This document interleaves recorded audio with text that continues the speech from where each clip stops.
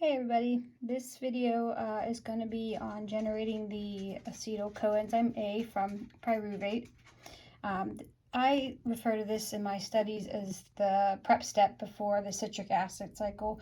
And what I mean by that is this is the step right after glycolysis that's going to get the acetyl that we need in order to make ATP for energy. So all this slide here is kind of an overview of what we learned about in glycolysis. So you'll see that these are the end products that we got from glycolysis that we are now going to use in this very crucial intermediate step. You will see in your own research that the enzyme responsible for carrying out this intermediate step is the pyruvate dehydrogenase enzyme, which is very important, and it really does carry out the whole process of this. Let's see. So just in general, so in an overview, what this step is going to do is take those pyruvate molecules that we generated in glycolysis. You'll see there's two of them, and then we're going to convert them to acetyl coenzyme A, which again we'll be using a lot in this step.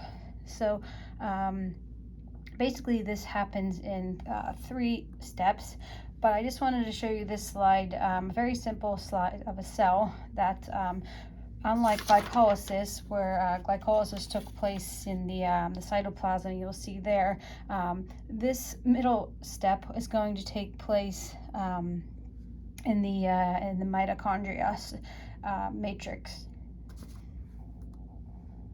So I just wanted to pull this up. So this is just a basic acetyl group photo that this is what we are taking from the glycolysis in order to make that ATP that we need.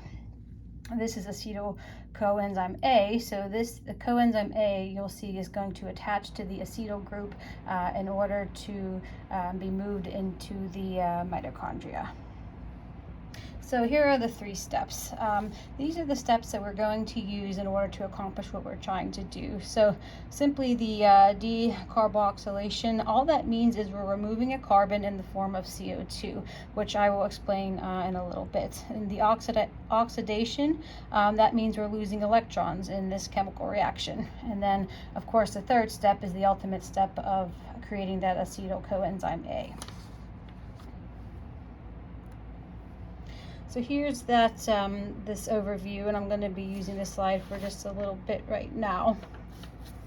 But on this slide, if you take a look at number 1, we can see that this box, number 1, the pyruvate, it is showing what carbon is being removed.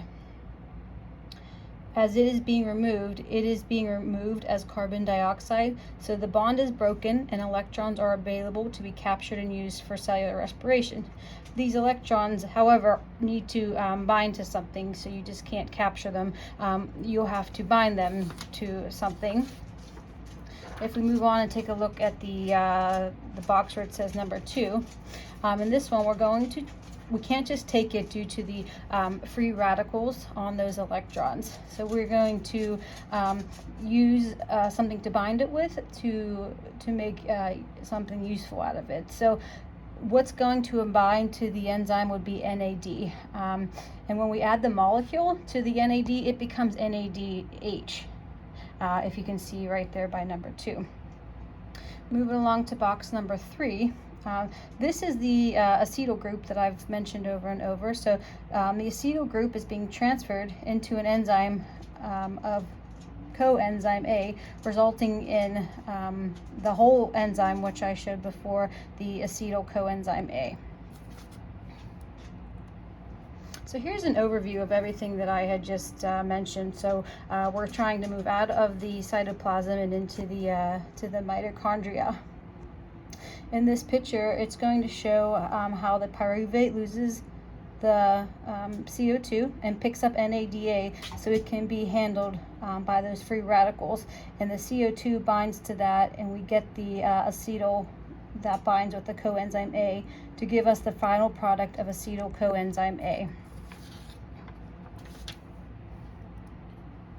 So those are the slides I have, but as you can see, we use the coenzyme A to be able to get into the mitochondria matrix because the membrane is semi-permeable. But once we are in the mitochondria, the CO2, once we get into the mitochondria over the matrix, the coenzyme can leave because it's no longer warranted and leaves just the acetyl behind, and then the citric acid cycle can begin. So like I said, all of this would not be possible without the pyruvate dehydrogenase, and then we can now move into the citric acid cycle, which we will develop the ATP that our bodies need to use.